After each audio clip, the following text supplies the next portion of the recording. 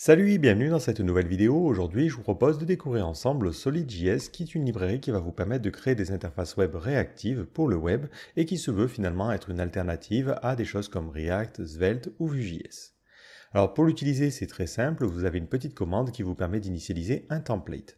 Cette commande va simplement cloner le template, donc je vais commencer à me rendre dedans et installer les différentes dépendances. Si on regarde un petit peu le contenu de ce template, ce n'est ni plus ni moins qu'un projet Vite, sauf qu'ils ont utilisé un plugin pour Solid, donc ça veut dire que si jamais vous avez déjà un projet qui utilise Vite.js, il vous suffit simplement de rajouter ce plugin pour le faire fonctionner. Ensuite, ce que je vais faire, c'est qu'une fois que les dépendances se sont installées, je vais faire un coup de npm run dev. Vous pouvez utiliser npm ou yarn, ça ne change absolument rien.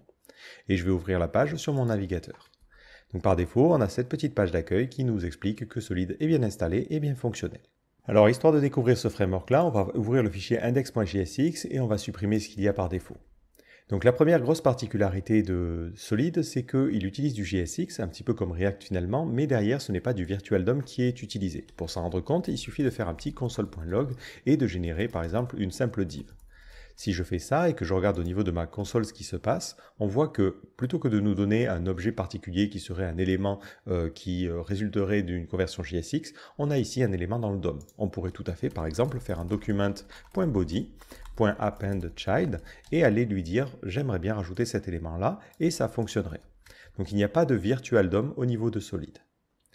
Lorsque l'on souhaite créer un composant, il suffit simplement de créer une fonction comme on le ferait dans React. Donc je peux créer ici une fonction que je vais appeler app, et dans cette fonction, je return mon JSX.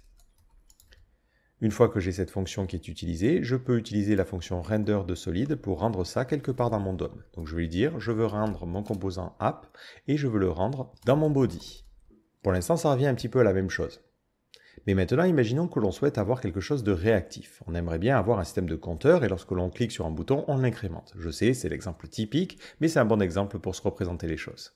Dans le cadre de Solid, pour avoir des données qui sont réactives, on va utiliser la méthode createSignal. Cette méthode prend une valeur initiale, on va ici mettre la valeur 0, et va retourner un tableau de taille 2 avec les getters d'un côté et le setter de l'autre. Donc pour le coup, ça va être très proche de ce que l'on a avec le useState de React par exemple. Donc ici, je vais créer count et setCount.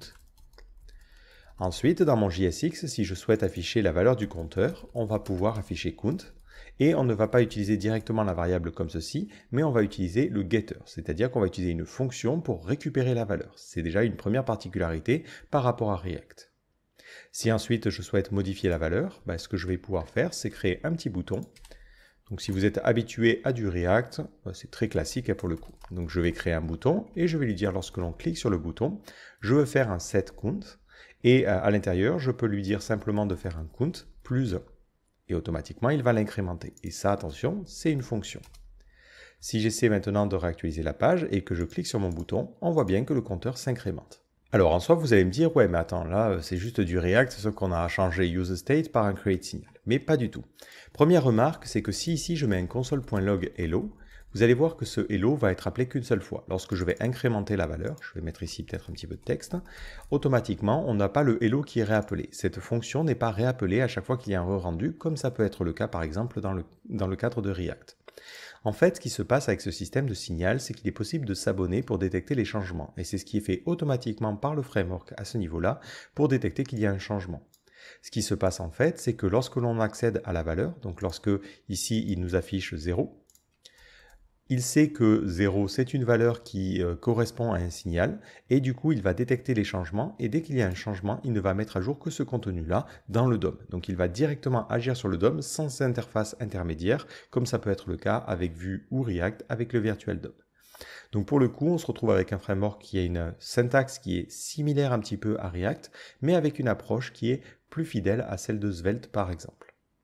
D'ailleurs, il est important de noter que ce système de signal peut être utilisé complètement en dehors d'un composant et n'est pas lié spécifiquement à un composant. Par exemple, je peux ici créer notre signal et on va lui dire avec un petit timer, on va créer un set intervalle et toutes les secondes, on va faire un set count et on va incrémenter count. On peut l'incrémenter comme je l'ai fait ici ou on peut directement lui passer une fonction. Moi j'aime bien l'approche fonction parce que ça permet d'être légèrement plus court à ce niveau-là. Et on va lancer ça toutes les secondes. Maintenant, je peux utiliser une méthode qui s'appelle createEffect, qui est une méthode de Solid.js qui permet de lancer un code et qui va automatiquement observer les choses. Donc si par exemple ici je fais un console.log de count, hop, ben, automatiquement il va me donner la valeur ici 0, puis 1, puis 2, puis 3 et ainsi de suite, ainsi de suite. En fait, dans le create effect, il va être capable de détecter qu'on a appelé un getter, donc il va s'abonner à ce getter là et du coup dès qu'on fait un changement de valeur, ce code là va être réexécuté. C'est exactement ce qui se passe en interne de manière dynamique lorsque l'on utilise un composant. Alors maintenant, on peut se poser la question, à quoi ressemble le code compilé ici? Donc je vais aller modifier mon fichier vite.config pour désactiver la minification, c'est juste pour l'expérimentation, et on va compiler le code. Donc on fait un coup de pnpm run build, juste pour vous montrer à quoi ça ressemble. On va aller dans le fichier dist, on va prendre notre fichier JavaScript et on va chercher compteur. Donc on voit que par défaut, il crée en fait avec cette méthode template des éléments. On voit qu'à l'intérieur ici, il n'a pas injecté la valeur. Ce template-là ne contient pas notre numéro. Et dans notre composant app ici, il dit je veux insérer un élément et je vais lui passer count. Automatiquement, le système insert va détecter que count est une valeur qui correspond à un signal et va s'abonner au changement. Et dès qu'il y a des changements, il va mettre à jour la valeur, le text node, à l'intérieur de notre élément. Donc c'est fait de manière complètement dynamique et c'est ça qui est intéressant. La particularité, c'est que du coup, la conversion JSX vers ce code-là n'est pas une conversion aussi facile que celle que l'on a dans React, où simplement un appel à div comme ça donne un appel à une fonction div. Là, c'est quelque chose d'un petit peu plus poussé, et c'est pour ça qu'on a besoin de ce plugin au niveau de Vite.js pour pouvoir compiler le JSX. Il fait une transformation, un petit peu comme celle que fait Svelte, pour arriver à ses fins. Et c'est ça qui est intéressant.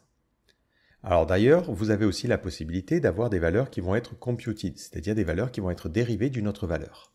Par exemple, on aimerait bien avoir le double. Dans ce cas-là, on peut créer une variable que l'on va appeler double count, et il faudra lui dire c'est une fonction, et à l'intérieur de cette fonction, on lui dira quoi faire. Par exemple, je lui dis j'accède à count multiplié par 2.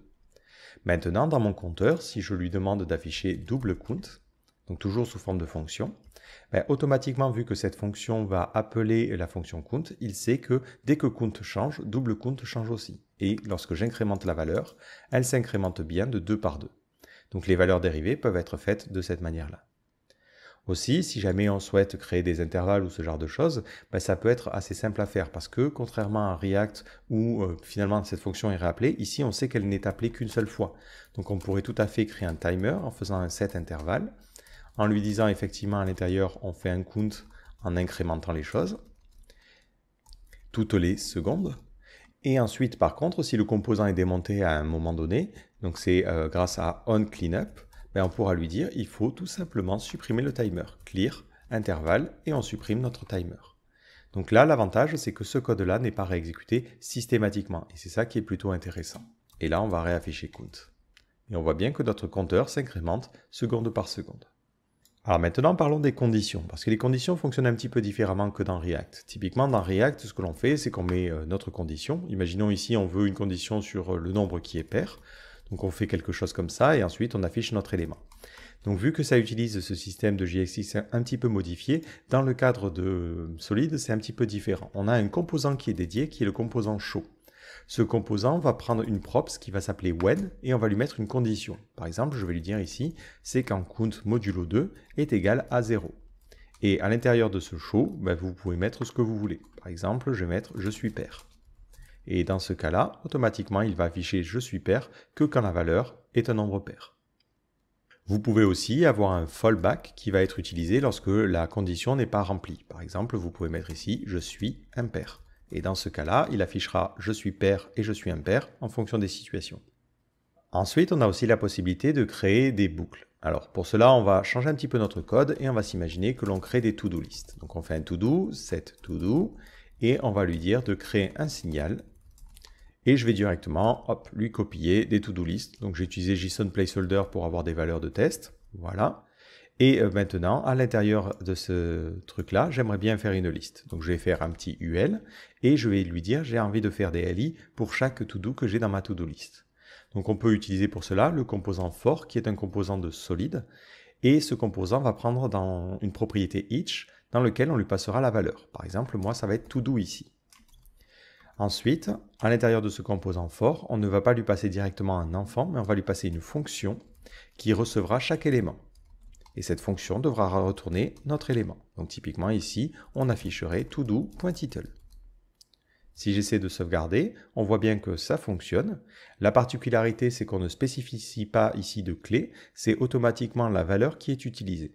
Et c'est là que ça nous amène à notre problème. Imaginons on veut avoir un input qui sera donc de type checkbox, et cet input, on va le cocher si jamais la valeur est completed. Donc ici, on va lui dire si todo.completed. Donc on voit bien qu'on a notre checkbox, et si jamais on met true à un de ces éléments-là, automatiquement ça va être coché. Et ce que l'on va faire, c'est qu'on va créer une méthode qui va permettre de toggle une to-do. Donc on va faire un const toggle to-do. Ça prendra en paramètre une to-do en particulier. Et automatiquement, on va prendre une approche qui est sensiblement identique à celle que l'on a dans d'autres frameworks. On fera un set to-do. Et on fera un to-do pour récupérer l'ensemble de nos to-do. On va ensuite mapper dessus pour les récupérer toutes. Et on va lui dire si l'id correspond à l'id qui est passé en paramètre, dans ce cas-là, je veux modifier le completed. Donc ça veut dire je récupérerai toutes les valeurs et je vais renvoyer un completed qui sera différent du completed actuel. Je sais, c'est un petit peu chiant, mais c'est comme ça que l'on fait quelque chose d'immutable. Et dans le cas contraire, je renvoie T. Maintenant, lorsque je clique sur cet input-là, donc on va lui dire lorsque tu changes la valeur, on change, j'aimerais bien que tu fasses un toggle to do. Alors, vu qu'on doit lui passer un paramètre, normalement, on ferait ça. On ferait toggle to do et on lui passerait la to do sur laquelle je suis. Mais ce que l'on peut faire dans le cadre de Solid, et c'est assez intéressant, pour éviter de créer des callbacks systématiquement, on peut lui dire je veux appeler toggle to do et je te passe en second paramètre le truc à appeler. Et automatiquement, il comprend ça. Si je sauvegarde, et que je n'oublie pas ici de mettre un différent 2, vu qu'on veut changer la valeur, automatiquement, lorsque je coche la case, ça fonctionne bien. Le petit inconvénient de ça, c'est que si j'essaie de modifier, par exemple, le texte ici, on voit que lorsque je recoche la case, c'est complètement écrasé. Et on voit que tout le LI a été reconstruit. Dès que je coche une case, tout le LI est changé. En effet, dans d'autres frameworks, comme par exemple avec React, on peut préciser dans le cadre des boucles une clé particulière pour qu'il puisse réutiliser les choses. Là, dans cette situation-là, ça ne fonctionne pas. Parce que pour lui, on change l'objet, et vu qu'on change l'objet, ça veut dire que tout ce LI doit être reconstruit. Pour remédier à ce problème-là, en fait, il ne faut pas modifier directement tout l'objet, mais idéalement, il faudrait utiliser un système de signal imbriqué. Alors, vous allez le voir, en vrai, ce n'est pas du tout ce que l'on va faire, mais par exemple, on pourrait faire completed 1, set completed 1, et on lui dirait, hop, on fait un signal, et on lui donnerait comme valeur initiale false. On ferait la même chose avec la valeur 2, et la même chose avec la valeur 3. C'est volontairement quelque chose de dégueulasse, c'est pour vous montrer. Ici, on lui passerait du coup completed 1, et en plus, on serait obligé de lui passer du coup un set completed qui permettrait de changer la valeur, et on lui dirait ça serait set completed 1. Et on ferait la même chose avec la deuxième valeur et la troisième. Dans mon code plus bas, lorsque j'essaie d'accéder à la valeur completed, il faudrait utiliser une fonction. Et dans mon système de map, je n'ai pas à m'embêter ici à faire les choses, j'ai juste à lui dire au niveau de mon to-do, il faudrait changer la valeur de completed en faisant un set completed et en lui disant d'inverser la valeur. Voilà. Et là, si je coche une case, on voit bien qu'au niveau de la structure HTML, on n'a pas tout le LI qui est modifié, mais seulement l'élément qui correspond. Si je modifie par exemple ce texte node, on va voir qu'il ne va pas être rendu. Le souci, c'est que dans la réalité, si on commence à créer du code comme ça, très rapidement, ça va devenir très compliqué, on ne va plus rien y comprendre. Heureusement, ce n'est pas du tout comme ça que l'on va écrire les choses. On a la possibilité d'utiliser un système de store. Donc, on va remplacer ce que l'on a écrit ici. On va revenir sur des false un petit peu partout. Hop. Et plutôt que de faire un signal, on va utiliser un create store. La signature est absolument identique, on va récupérer la valeur qui va nous permettre d'accéder au getter et ensuite on va récupérer un setter. Au niveau de la partie boucle, on n'a plus besoin d'utiliser des fonctions ici, on peut directement utiliser la valeur. Pareil, ici on accède directement à la valeur. La particularité d'un store, c'est que ça va créer un proxy vers notre objet et dès qu'on accède à la valeur, automatiquement il va utiliser ce proxy comme un getter, ce qui fait qu'il va détecter les changements. Lorsque l'on souhaite modifier une valeur, comme c'est le cas par exemple ici, on peut le faire grâce au setter, sauf que ce setter va être beaucoup plus intelligent. Par exemple, on peut lui dire que l'on souhaite accéder à une valeur particulière. Typiquement, on peut lui passer ici l'index que l'on souhaite modifier. Par exemple, on pourrait lui dire je veux accéder à l'index numéro 2. Et ensuite, je pourrais lui dire, je veux modifier la valeur. Ouais, le tooltip est un peu chiante. Completed. Donc ça veut dire je veux modifier la propriété completed et je veux lui donner comme valeur true. Voilà. Donc le setter, comme ça, nous permet de spécifier un chemin et ensuite la valeur que l'on souhaite donner. Donc là, volontairement, hein, j'ignore complètement to do, mais c'est pour l'exemple. Si je coche quelque part, on voit bien que ça va venir cocher la deuxième case ici. Donc ce que l'on pourrait faire ici, plutôt que de lui donner directement la valeur, c'est lui dire, je veux récupérer la to-do qui a un ID qui correspond à ma to-do. Donc on n'est pas obligé de lui passer directement une valeur pour pouvoir chercher un index ou quoi que ce soit, on peut lui passer une fonction qui est un prédicat. Ensuite, je veux modifier completed, et plutôt que de lui donner la valeur, on peut lui donner une fonction qui permettra de récupérer la valeur, et ensuite on lui dira la valeur à renvoyer. Donc là, ça sera différent de completed. Donc le setter est intéressant parce que souvent, un des problèmes que l'on a lorsqu'on veut faire des choses immutables, c'est que modifier des valeurs un petit peu en profondeur, c'est compliqué. Avec ce système de setter, je trouve que c'est plutôt cool parce qu'on peut directement accéder à la valeur et faire seulement la fonction qui va faire notre modification. Si je réactualise la page et que je coche une case, on voit bien ici qu'il ne va pas modifier le LI et il va être automatiquement capable de traquer les choses. Si en dessous de mon système, je vous fais un petit json.stringify et qu'on regarde la valeur que a notre valeur de to-do, hop, vous allez voir que ça va être modifié en temps réel. Donc on va mettre nul et on va mettre 2 espaces. Donc si je modifie ça, pouf, on voit bien qu'on a un trou ici et on n'a pas le reste du changement. Alors on a aussi la possibilité de créer des sous-composants. Donc par exemple, si on veut créer un to-do item, on peut faire une fonction que l'on va appeler to-do item. Cette fonction prendra en paramètre des props. Alors attention, les props, il ne faudra pas les décomposer. On ne peut pas écrire par exemple quelque chose qui va fonctionner comme ça, parce que sinon on perdra le côté réactif. Donc il faudra toujours utiliser props comme ceci. Et à l'intérieur, je peux mettre mon LI par exemple. Donc là, je return un LI. Et dès que j'accède à ma to-do, je fais props.todo. Et à ce niveau-là, on aura par exemple une méthode onToggle. Voilà. Et ici, on va lui passer props.todo.title et ici, props.todo. À ce niveau-là, plutôt que de m'embêter, maintenant, je peux utiliser mon sous-composant todo item et je vais lui passer comme props ma to-do en question. Donc ça sera ici to-do.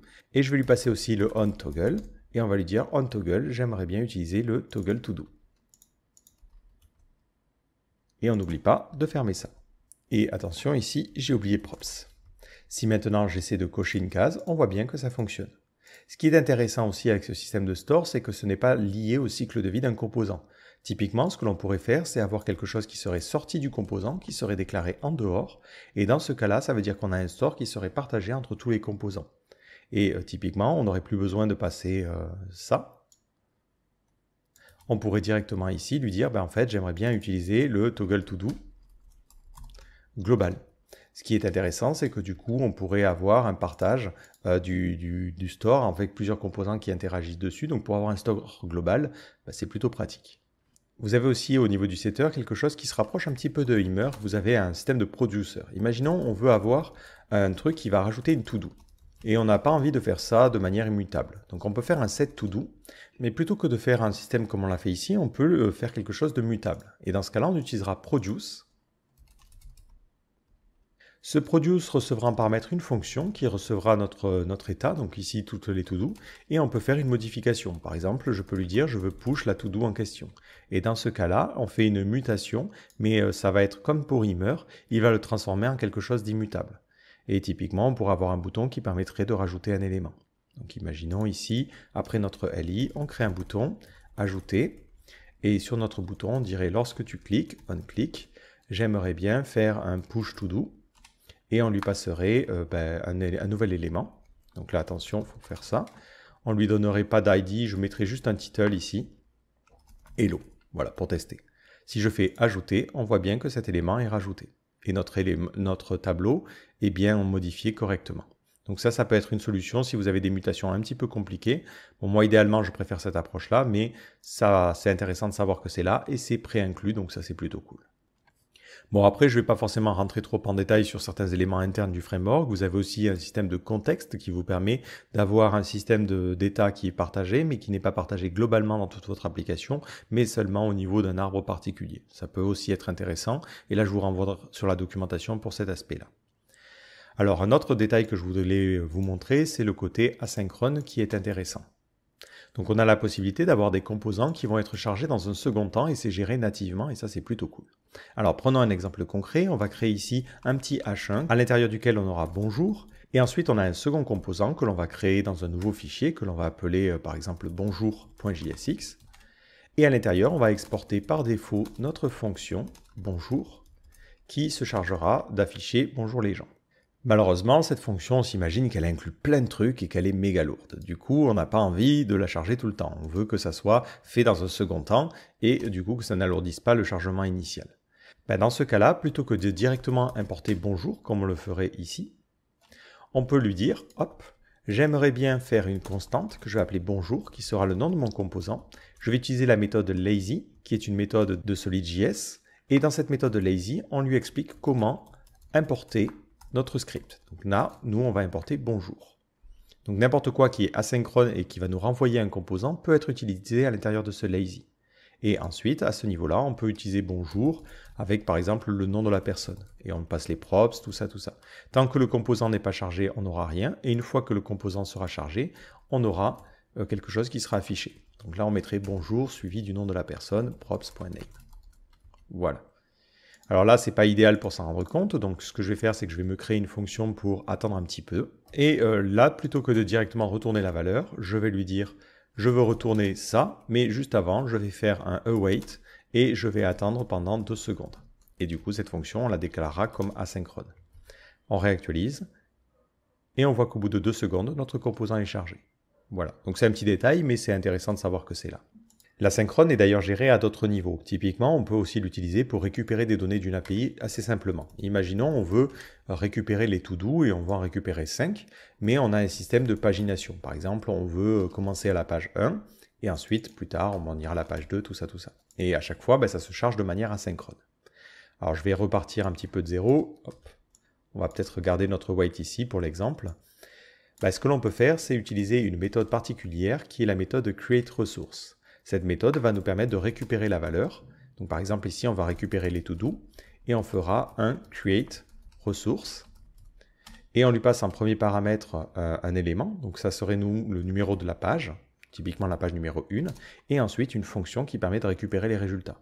Donc par exemple ici, on va se créer une méthode fetch to-do.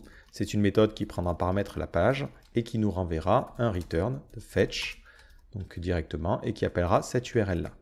Sauf que pour appeler cette URL-là, on a besoin du numéro de page. Donc ici, on récupérait le numéro de page. Donc très simplement. Mais on a besoin de récupérer la valeur. Donc on fait un ven et on convertit le JSON. Donc je peux maintenant utiliser cette fonction à ce niveau-là. Au niveau de mon composant, il me suffit ensuite de faire un return. Hop, je return une petite div. Et à l'intérieur, je vais afficher mes to-do.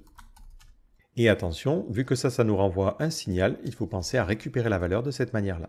On voit qu'automatiquement, on récupère bien les valeurs. Si on attendait un petit peu, si je rajoutais un await ici et que j'attendais pendant 2 secondes, par défaut, il ne chargerait rien en attendant qu'on obtienne le résultat. Si je fais un petit coup de async ici, hop, je réactualise, on voit que c'est blanc et ensuite on a le résultat. L'avantage, c'est qu'on peut créer un signal pour récupérer la page. Donc ici, on créerait un page, cette page. Et on mettrait un create signal. Et par défaut, on lui dirait on est sur la page numéro 1. On peut ensuite utiliser ce signal à ce niveau-là. Si je souhaite passer d'une page à l'autre, je pourrais avoir un bouton, page suivante, et ce bouton se chargerait d'incrémenter. Et automatiquement, c'est lui qui gérerait les choses. Dès qu'il va voir que le numéro de page change, il va refaire un fetch pour récupérer les résultats. Donc initialement, on voit qu'on a du blanc, et lorsque je clique sur page suivante, le contenu reste, et il est en train de charger le résultat suivant qui nous affiche, et ainsi de suite, ainsi de suite. Donc ça, c'est pratique aussi pour le chargement. Par contre, en général, ce que l'on a envie d'avoir, c'est peut-être un effet pour indiquer qu'il se passe quelque chose.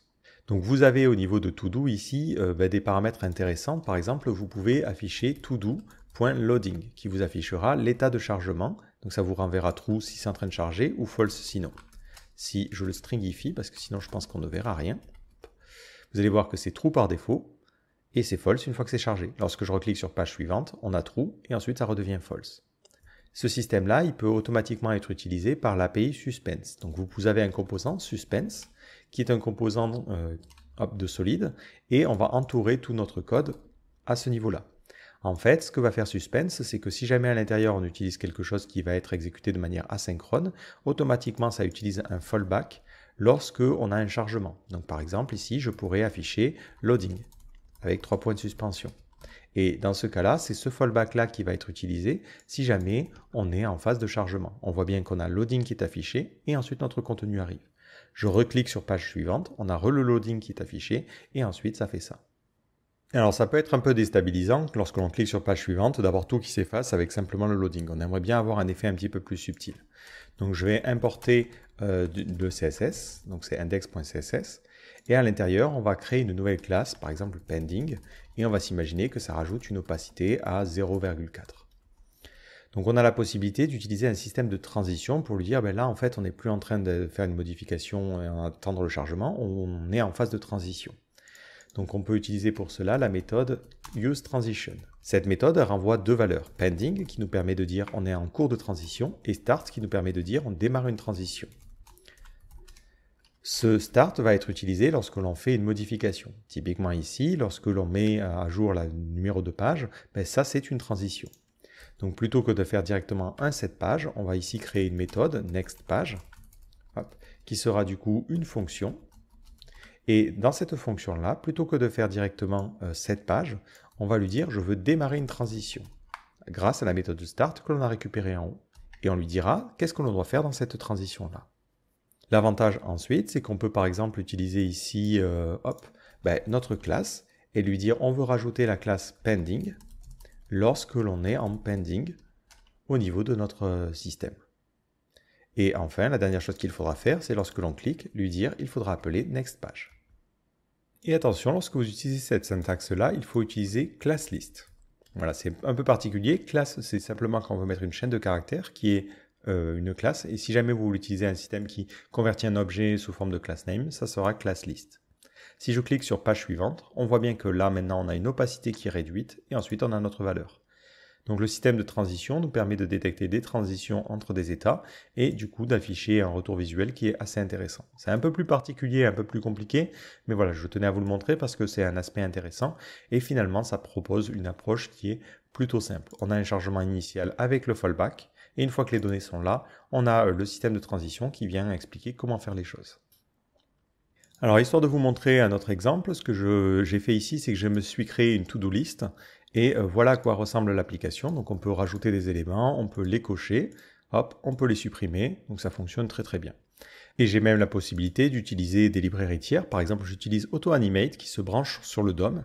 Donc, pour se brancher sur le DOM, il n'y a rien de particulier. J'utilise le onMount et lorsque je monte, j'utilise AutoAnimate et je récupère l'élément grâce à un système de ref.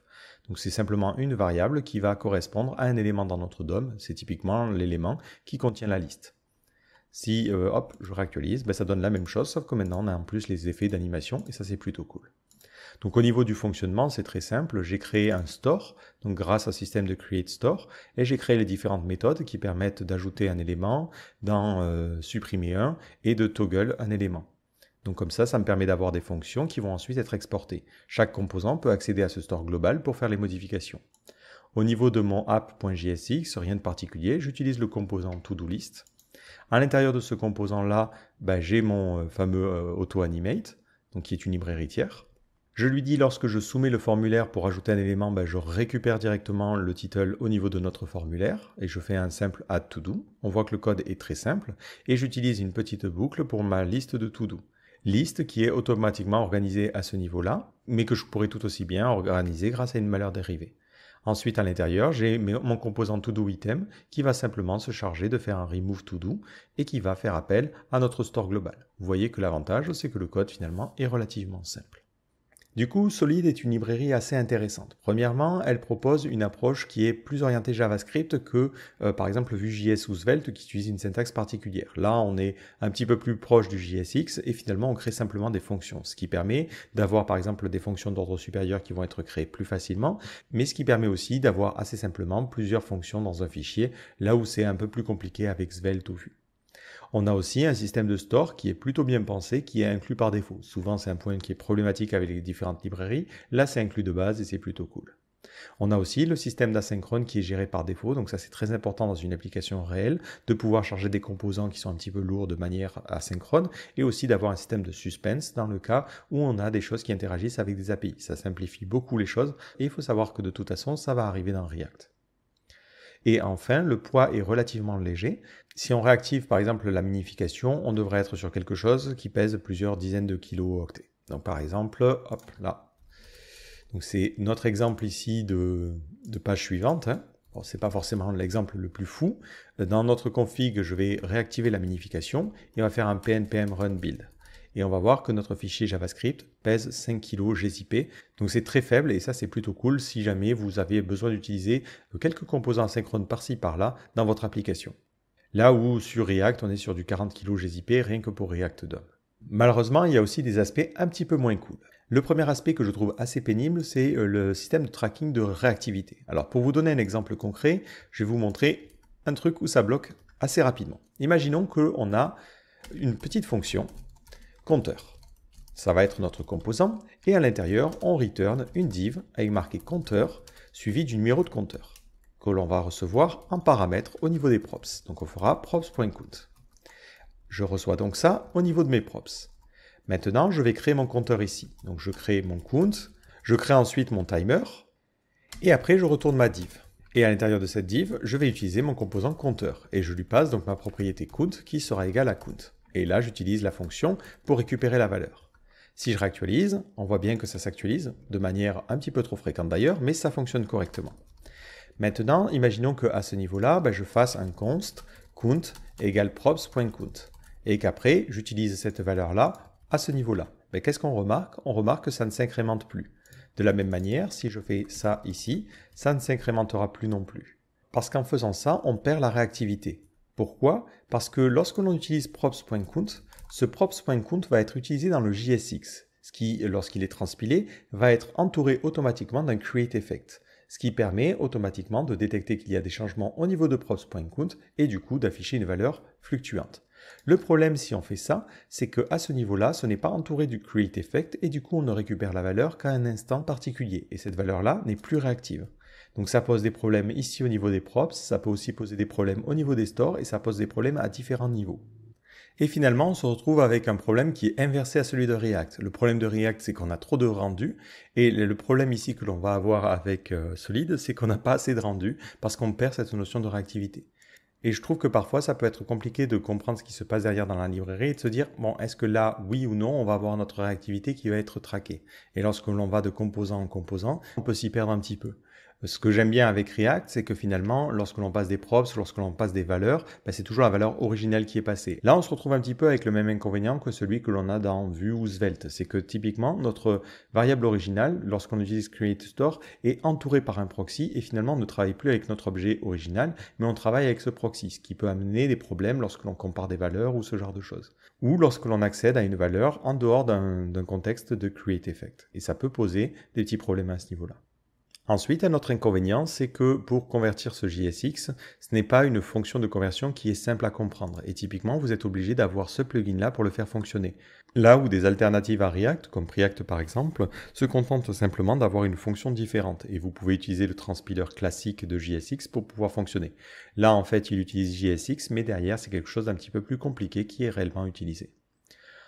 Et enfin, le dernier petit problème, c'est le côté écosystème. Forcément, vu que c'est une librairie qui est relativement récente par rapport aux autres, elle n'est pas aussi bien installée et on n'aura pas du tout l'écosystème de React. Vu qu'en plus, ça utilise une structure et une approche qui est différente, ce n'est pas comme avec Preact où on peut réutiliser l'écosystème existant. Là, ça veut dire qu'il va falloir recoder un certain nombre de choses. Cependant, la librairie intègre déjà pas mal de choses, ce qui est suffisant pour l'utiliser dans un projet existant. Par contre, si vous comptez créer une application entièrement basée sur Solid, c'est vrai que ça peut être problématique. Mais si vous souhaitez utiliser Solid juste pour créer quelques composants sur vos pages, c'est amplement suffisant et je pense qu'il n'y a pas forcément besoin d'avoir un écosystème ultra développé à ce niveau-là.